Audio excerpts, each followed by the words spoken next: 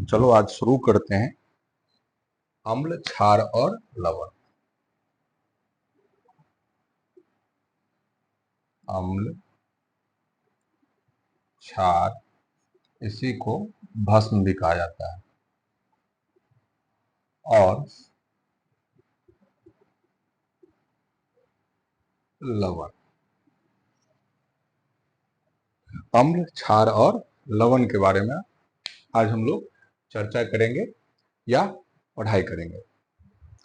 तो शुरुआत करते हैं सबसे पहले अम्ल के साथ।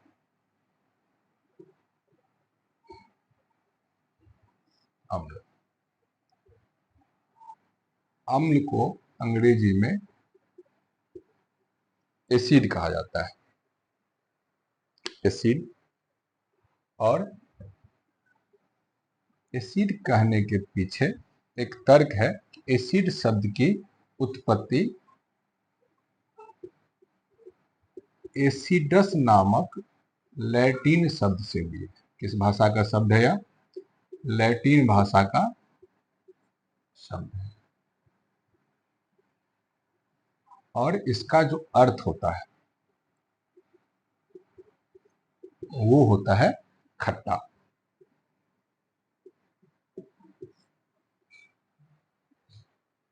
अम्ल क्या है या एसिड क्या है? तो अम्ल या एसिड लैटिन भाषा के एक शब्द एसिडस से बना हुआ है, जिसका अर्थ होता है खट्टा। अर्थात जिसको चखने पे कैसा प्रतीत हो? खट्टा महसूस हो। स्वाद में कैसा हो? खट्टा हो।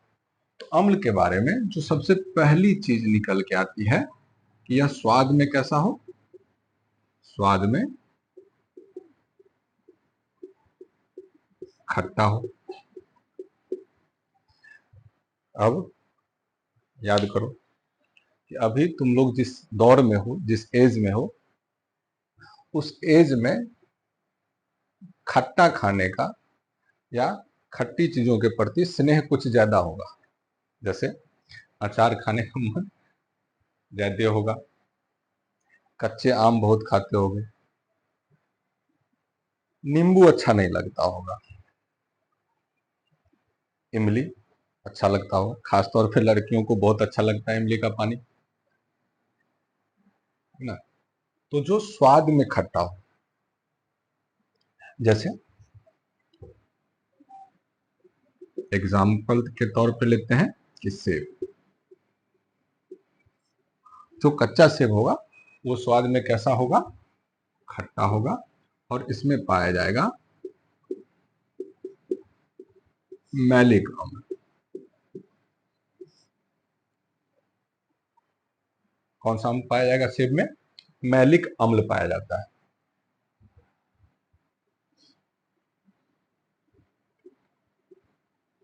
इमली में कौन सा अम्ल पाया जाएगा? इमली में टर्टरिक अम्ल पाया जाएगा। इमली में टर्टरिक अम्ल पाया जाता है। अब कुछ चीजें आपको ढूंढनी भी है किताब से, ये नहीं कि सारी चीजें मैं ही यहां पढ़ाऊंगा। क्या ढूंढना है? नींबू में कौन सा अम्ल पाया जाएगा? ये होमवर्क है। नींबू में कौन सा अम्ल पाया जाएगा? हाँ। उसके बाद टमाटर में कौन सा अम्ल पाया जाएगा? किसमें? टमाटर में कौन सा अम्ल पाया जाएगा? सेब में मैलिक अम्ल पाया जाता है, इमली में टर्टरिक अम्ल पाया जाता है। आपको ढूंढना है नींबू में कौन सा अम्ल पाया जाता है और टमाटर में कौन सा अम्ल पाया जाता है। इसको नोट कीजिए।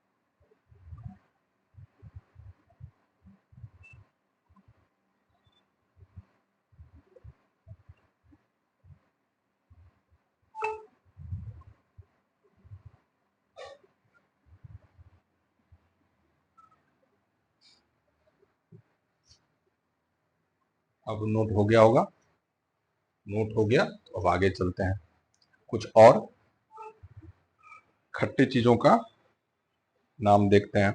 जैसे दही में कौन सा अम्ल पाया जाएगा, तो दही में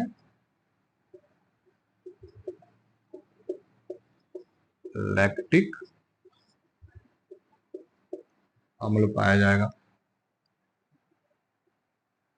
वहीं जो हम लोग कोल्ड ड्रिंक पीते हैं, कोल्ड ड्रिंक में कौन सा अम्ल पाया जाएगा, तो कोल्ड ड्रिंक में कार्बेनिल अम्ल पाया जाएगा या कार्बोनिल अम्ल पाया जाएगा। किसमें, कोल्ड ड्रिंक में।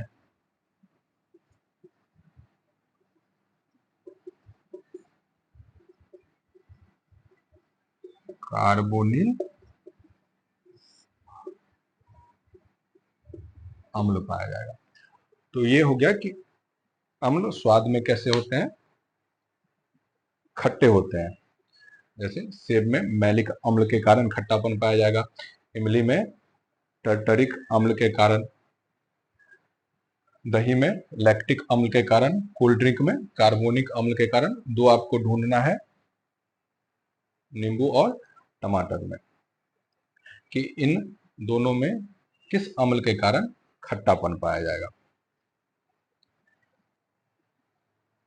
अब दूसरा जो गुण है, इसको बता रहा हूं। अब अम्ल का जो दूसरा गुण है, कौन सा गुण है, तो अम्ल का जो दूसरा गुण है वो है कि यह जलन पैदा करता है। यह जलन पैदा करता। जैसे किसी चींटी ने काटा हो, तो चींटी के काटने पर, इसके काटने पर, चींटी जब काटती है तो फॉर्मिक एसिड के कारण, फॉर्मिक अम्ल के कारण हमें क्या पैदा होता है, जलन पैदा होता है। इसी तरह मधुमक्खी के डंक में भी एसिड पाया जाता है। और हम लोग मिथिला के हैं, तो मिथिला में बारातियों से जब मजाक किया जाता है तो एक पत्ता लगाया जाता है, गांव में मिलता है कवचुआ का, जहां लग गया वहां इचिंग होने लगती है, तो उसमें भी एसिड पाया जाता है। ठीक है, तो यह जलन पैदा करता है। और चींटी जब डंक करती है तो फॉर्मिक अम्ल के कारण जलन पैदा होता है। अगला गुण देखते हैं कि अम्ल का अगला गुण क्या है। तो अम्ल का जो अगला गुण है वह क्या है, अम्ल का जो अगला गुण है वह है कि यह पीएच स्केल पर 7 से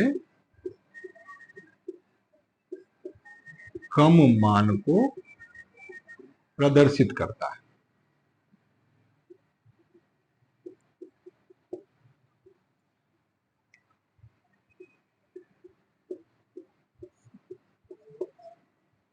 क्या करता है, तो पीएच स्केल पर 7 से कम वैल्यू को दर्शाएगा।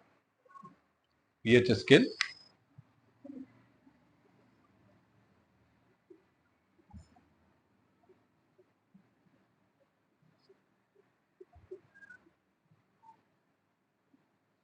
एक से 14 तक होता है, आगे पढ़ेंगे पीएच स्केल के बारे में। तो 1 से 7 तक जो भाग प्रदर्शित करेगा, या जो भी पदार्थ 1 से 7 तक के वैल्यू तक आएंगे उसको अम्ल कहेंगे, उसको अम्ल कहेंगे। और जो 7 से लेकर 14 तक के मान को दर्शाएंगे वो क्षारीय नेचर के होंगे।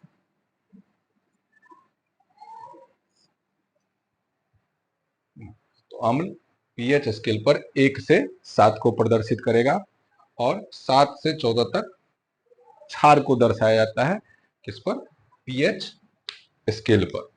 आगे चलते हैं और आगे देखते हैं अब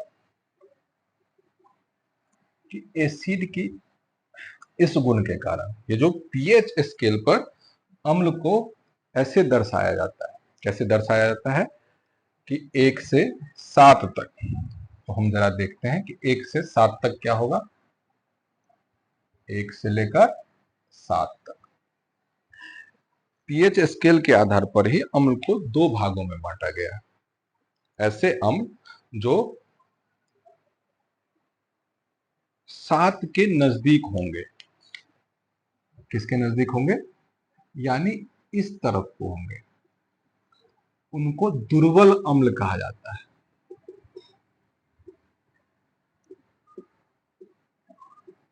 जो 7 के तरफ जाएंगे, यानी जैसे 6.8 वैल्यू का कोई अम्ल होगा, ये कैसा अम्ल होगा, दुर्बल अम्ल होगा। वहीं जब हम 1 की तरफ जाते हैं, किस तरफ जाते हैं, जब हम 1 की तरफ बढ़ते हैं, यानी जब वैल्यू कम होगा पीएच स्केल पर, जब मान में कमी आएगी, जब मान में कमी आएगी तो ये किस नेचर का हो जाएगा, ये ज्यादा खतरनाक एसिड बनाएगा, स्ट्रॉन्ग एसिड होगा।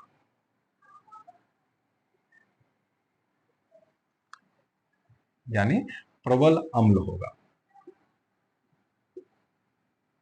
कैसा अम्ल होगा, प्रबल अम्ल, जिसका पीएच वैल्यू 1 होगा, सबसे खतरनाक अम्ल होगा, सबसे तेज अम्ल होगा। अगर त्वचा पे एक बूंद भी कहीं गिर गया, अगर त्वचा पे एक बूंद भी कहीं गिर गया तो वहां वो हिस्सा जला हुआ महसूस होगा। अब आगे चल के पढ़ेंगे कि प्रबल अम्ल क्या है और दुर्बल अम्ल क्या है। अभी बस इतना समझना है कि पीएच स्केल के आधार पर, यानी पीएच वैल्यू के आधार पर अम्ल को 2 भागों में बांटा गया है, प्रबल अम्ल और दुर्बल अम्ल। अम्ल क्या है, जो स्वाद में खट्टा होता है। कैसा होता है, स्वाद में खट्टा हो। उसके बाद क्या हो, जो त्वचा पे जब लगे तो जलन महसूस हो। कैसा महसूस हो, जलन महसूस हो। अगर किसी ने, चींटी ने काट लिया, किसी कीड़े ने काट लिया तो त्वचा में जलन में पैदा होती है, या कोई प्रबल अम्ल हमारी त्वचा पे गिर जाए तो वो उस हिस्से को जला देता है। इसलिए जितने भी खाने पीने के पदार्थ होते हैं, जैसे नींबू हो गया, दही हो गया, उसमें दुर्बल अम्ल पाए जाते हैं। जितनी भी खाने पीने की चीजें होंगी उनमें दुर्बल अम्ल पाया जाएगा। अब सवाल मन में एक ये आएगा कि सर, पेट में तो सबसे खतरनाक एसिड होता है, नाम क्या है, HCl, हाइड्रोक्लोरिक अम्ल। सर ये तो बहुत खतरनाक एसिड है। आप कहते हैं कि अगर हमारी त्वचा पे जल जाए, गिर जाए तो वो जल जाएगा, लेकिन ये तो पेट में है, हमारा पेट क्यों नहीं जलता है। तो पेट नहीं जलता है, उसके पीछे पेट के दीवारों पर पाए जाने वाला म्यूकस नाम का एक झिल्ली है। पेट की दीवारों पर क्या पाया जाता है, ये म्यूकस नाम की झिल्ली पाई जाती है, और इस म्यूकस के कारण हमारा पेट HCl से सुरक्षित रहता है। अब जब लिखना हो, भूल गया था कि वीडियो बन रहा है, तो पॉज करके क्या करना है, इन चीजों को नोट करते हुए जाना है, क्योंकि अब समय कम बचा है और सिलेबस बहुत पड़ा हुआ है, तो जल्दी जल्दी पढ़ना है। अब देखिए, अम्ल का एक और गुण होता है, क्या गुण होगा, तो यह नीले लिटमस को, किसको, नीले लिटमस को क्या कर देगा, लाल कर देगा। क्या करेगा, अम्ल क्या करेगा, नीले लिटमस पेपर को क्या कर देगा, लाल कर देगा। क्या कर देगा, लाल कर देगा। जैसे ही नीले लिटमस पर हम अम्ल को डालेंगे कैसा हो जाएगा, लाल हो जाएगा। याद ना रहे तो एक ट्रिक याद रखना है। क्या याद रखना है,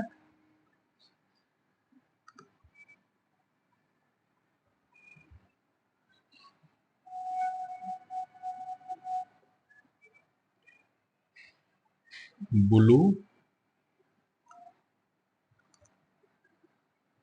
BAL बाल। क्या याद रखना है, बाल। क्या करेगा, B से ब्लू, A से एसिड और L से लाल। ऐसे ही याद रखना है। नीले लिटमस को जब एसिड, नीले लिटमस के ऊपर जब एसिड डालेंगे तो क्या हो जाएगा, यह लाल में बदल जाएगा। तो याद रखना है, ट्रिक क्या है इसका, BAL बाल।